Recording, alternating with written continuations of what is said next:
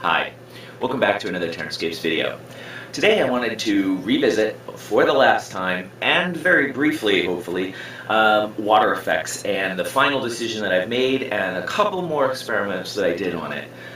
So if you're sick of me talking about water effects, then feel free to skip this video. But if you're interested in seeing just a little bit more on it, then you might want to stick with it. Before I go on that, though, I just wanted to mention that I recently saw a video produced by Brian Gregory.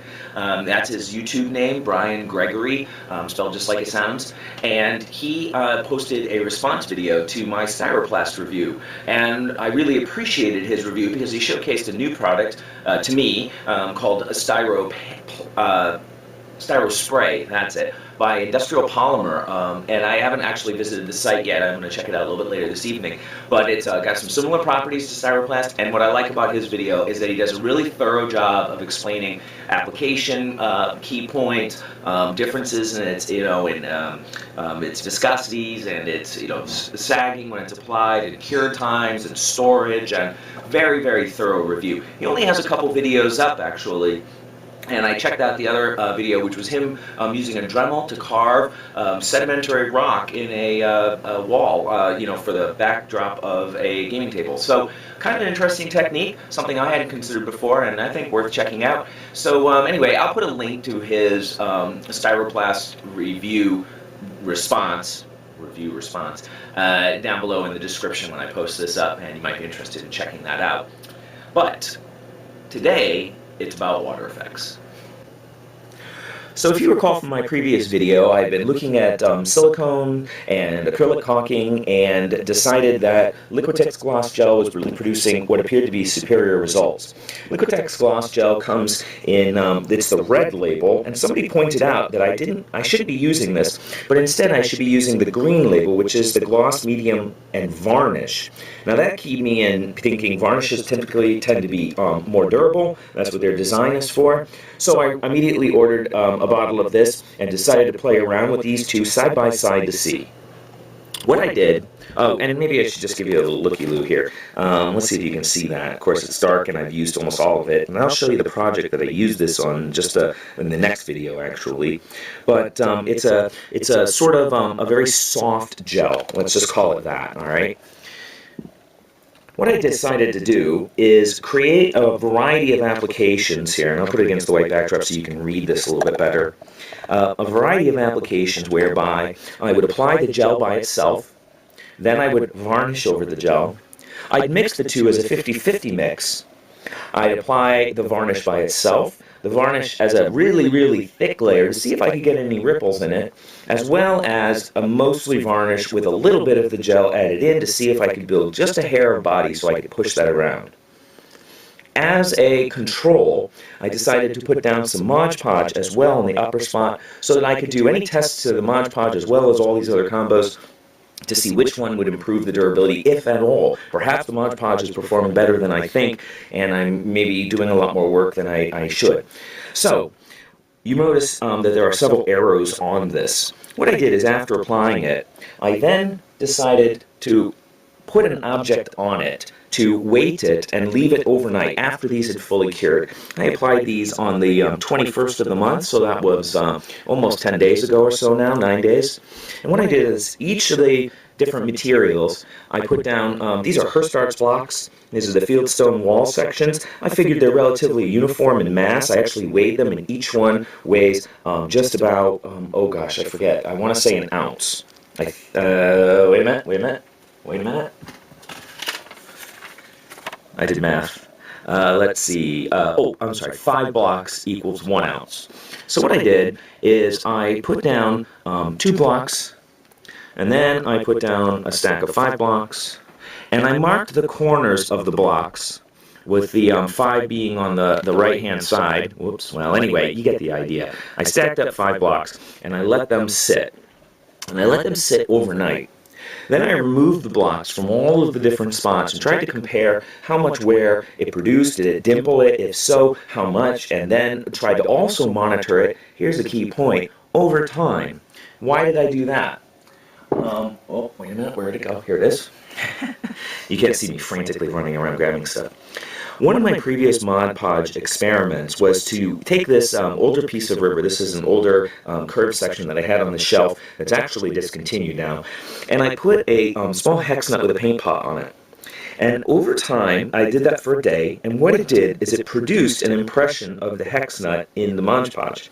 Now you're probably asking yourself, why don't I see that right now? Because it actually, over the period of the next 5 days, it completely disappeared.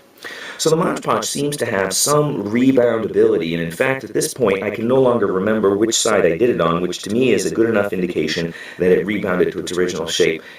So it has some give and was able to sort of restore the original appearance if it, wasn't too severe of a defect. Although I know I have had experiences where the Mod Podge has been marred in ways that it cannot rebound. But that was an interesting observation.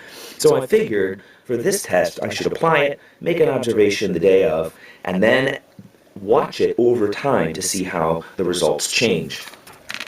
Let's get these off, and I'll show you a couple quick observations. I'll try to be brief. It's a challenge for me here.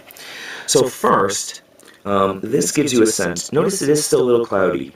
This is directly a result of the humidity in the basement, which is running around 60 to 65% when I'm not actively cranking the dehumidifier, which can get it down only to about 50%. And I'll talk about clearing this up in a second.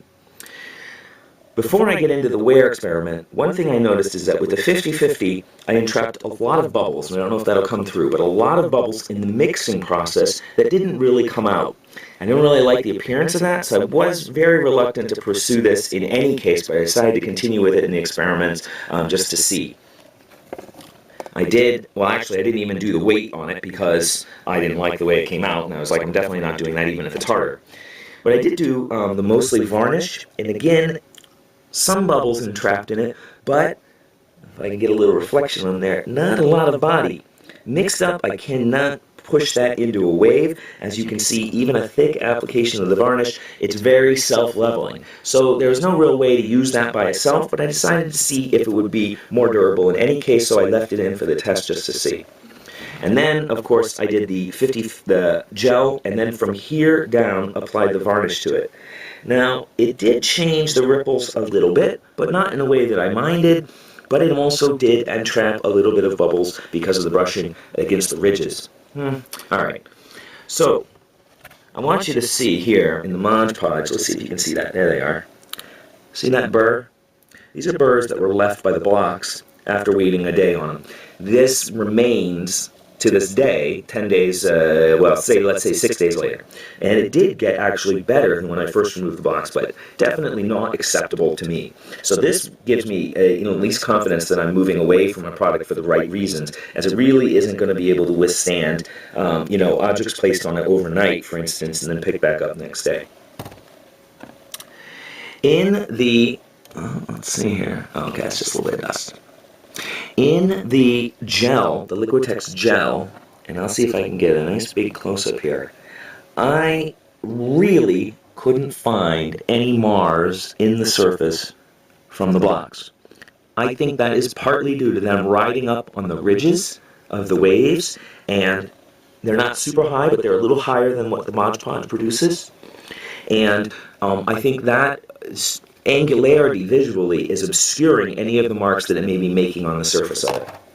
In any case, it's very hard to detect wear on it. I noticed a couple marks when I did, some thumbnail presses and whatnot. It's not impervious to damage, but it definitely looks better than what the Mod Podge does by itself. So I'm going to be moving forward with the Liquitex on all water features from now on, as it's the best that I've found, and seems to definitively say this is a better product to apply.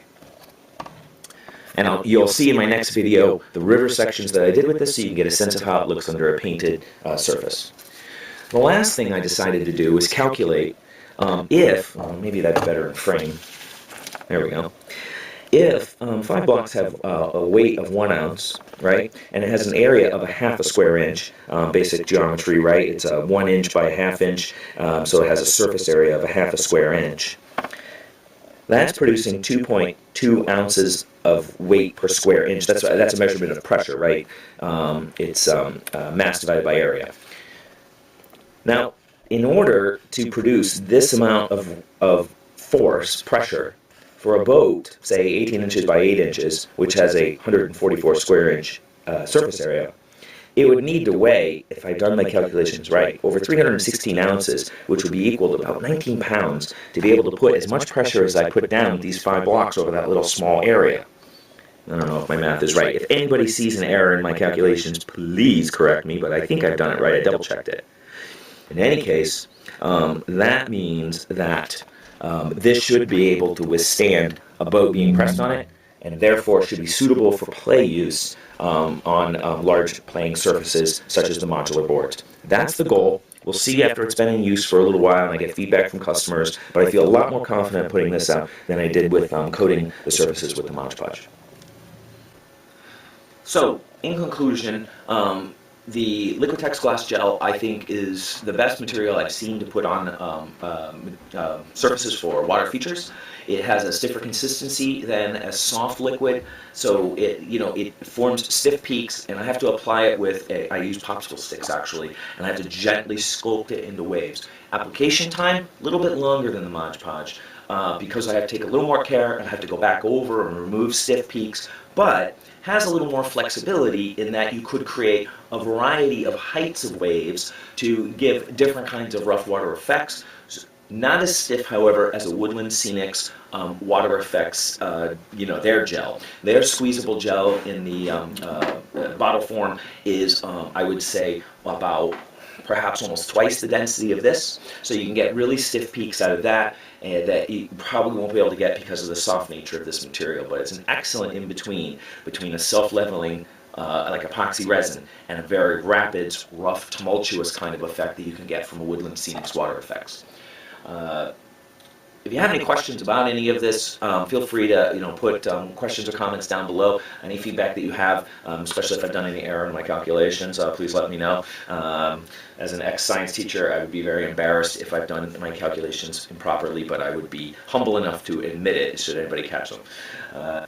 And this will be the last time I revisit water effects for quite some time. I don't plan on making any changes, and I've spent a lot of time looking into this, and I don't plan on doing any more videos on it. So if you're sick of it, I'm done. And if you want more, you'll have to wait, because I'm not doing any more. Unless there's a radical new development in materials that comes onto the market, in which case, I'll jump right on that, but I don't expect any in the near future. Thank you once again for joining me. I hope you found this helpful, and keep an eye out on the channel as I'm going to show in my next video how this application came out on a large series of river sections, and I think you'll like what you see.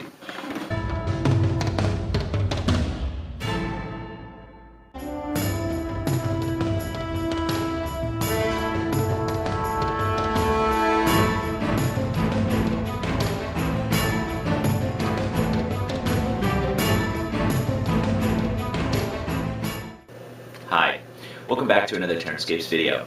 Today I wanted to revisit, for the last time, and very briefly, hopefully, water effects and the final decision that I've made and a couple more experiments that I did on it. So if you're sick of me talking about water effects, then feel free to skip this video. But if you're interested in seeing just a little bit more on it, then you might want to stick with it. Before I go on that, though, I just wanted to mention that I recently saw a video produced by Brian Gregory. That's his YouTube name, Brian Gregory, spelled just like it sounds.